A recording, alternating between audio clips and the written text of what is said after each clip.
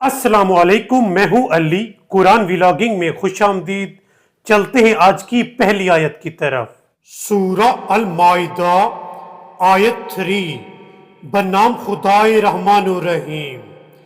تم پر حرام کیا گیا ہے مردار خون، سؤر کا گوشت اور وہ جانور جس پر اللہ کے سوا کسی اور کا نام لیا گیا ہو، اور وہ جو گلا گھٹ کر اور چوٹ کھا کر اور بلندی سے گر کر اور سینگ لگ کر مر گیا ہو، اور جسے درندے نے کھایا ہو سوائے اس کے جسے تم مرنے سے پہلے ذبح کر لو، اور جسے تھان پر ذبح کیا گیا ہو، اور جوئے کے تیروں کے ذریعے تمہارا تقسیم کرنا بھی حرام ہے۔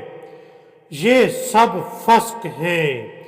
آج کافر لوگ تمہارے دین سے مایوس ہو چکے ہیں، پس تم ان کافروں سے نہیں مجھ سے ڈرو۔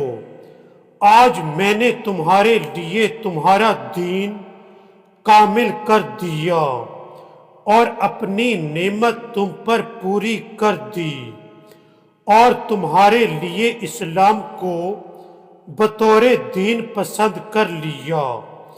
پس جو شخص گناہ کی طرف مائل ہوئے بغیر بھوک کی وجہ سے ان حرام چیزوں سے پرہیز نہ کرنے پر مجبور ہو جائے تو اللہ یقیناً بڑا بخشنے والا مہربان ہے۔ ناظرین، قرآن مجید کی اس آیت میں اللہ تعالیٰ نے حکم دیا ہے کہ اے لوگو، تم پر یہ چیزیں حرام کی گئی ہیں، مردار خون، سؤر کا گوشت اور وہ ذبیحہ جس پر اللہ کے سوا کسی اور کا نام لیا گیا ہو یا جسے ذبح کرتے وقت اللہ کا نام نہ لیا گیا ہو، یا ایسا جانور جو کسی چوٹ کھانے کی وجہ سے مر جائے، تو یہ تمام جانور تم پر حرام ہیں۔ اس لیے ہمیں چاہیے کہ ان تمام جانوروں کا گوشت نہ کھایا کریں۔ اب چلتے ہیں قرآن مجید کی اگلی آیت کی طرف۔ لوگ آپ سے پوچھتے ہیں کہ ان کے لیے کیا حلال کیا گیا ہے؟ کہہ دیجئے تمہارے لیے پاکیزہ چیزیں حلال کی گئی ہیں، اور وہ شکار بھی جو تمہارے لیے ان شکاری جانوروں نے پکڑا ہو جنہیں تم نے سدھا رکھا ہے، اور انہیں تم شکار پر چھوڑتے ہو جس طریقے سے اللہ نے تمہیں سکھایا ہے، اس کے مطابق تم نے انہیں سکھایا ہو، تو جو شکار وہ تمہارے لیے پکڑیں اسے کھاؤ، اور اس پر اللہ کا نام لے لیا کرو، اور اللہ سے ڈرتے رہو۔ اللہ یقیناً بہت جلد حساب لینے والا ہے۔ ناظرین، قرآن مجید کی اس آیت میں اللہ تعالیٰ نے فرمایا ہے کہ اے لوگو، جو شکاری جانور تمہارے شکار کر کے لے آتے ہیں وہ شکار تمہارے لیے حلال ہے اور تم اسے کھا سکتے ہو۔ تمہیں چاہیے کہ جب شکاری جانوروں کو بھیجنے لگو تو اللہ کا نام لے لیا کرو، اس طرح وہ شکار تمہارے لیے حلال ہو جائے گا۔ اب چلتے ہیں قرآن مجید کی اگلی آیت کی طرف۔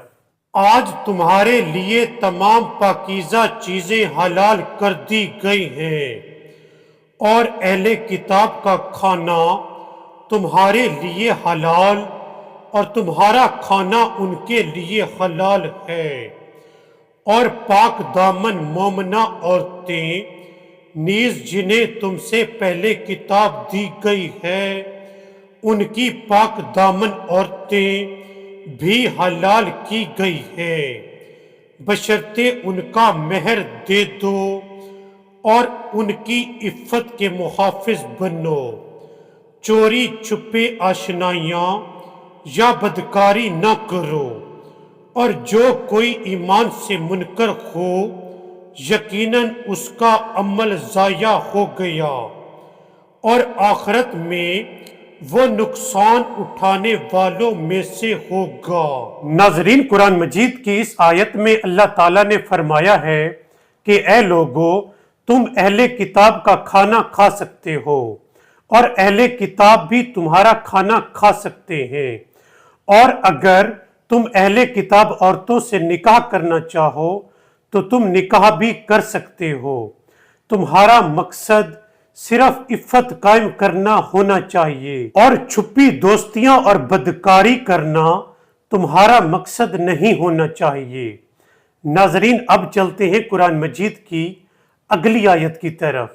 اے ایمان والو، جب تم نماز کے لیے اٹھو تو اپنے چہروں اور اپنے ہاتھوں کو کوہنیوں سمیت دھو لیا کرو، نیز اپنے سروں کا اور ٹخنوں تک پاؤں کا مسح کرو۔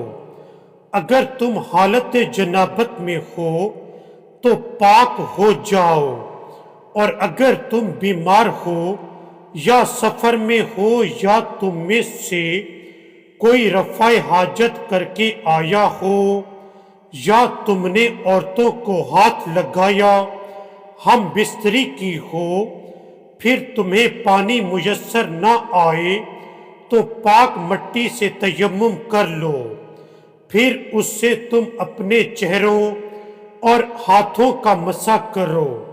اللہ تمہیں مشقت میں ڈالنا نہیں چاہتا، بلکہ وہ تمہیں پاک اور تم پر اپنی نعمت مکمل کرنا چاہتا ہے، شاید تم شکر کرو۔ ناظرین، قرآن مجید کی اس آیت میں اللہ تعالیٰ نے حکم دیا ہے کہ اے لوگو، تم نماز سے پہلے وضو کر لیا کرو، اور اگر تم حالت جنابت میں ہو تو تمہیں چاہیے کہ غسل کر لو۔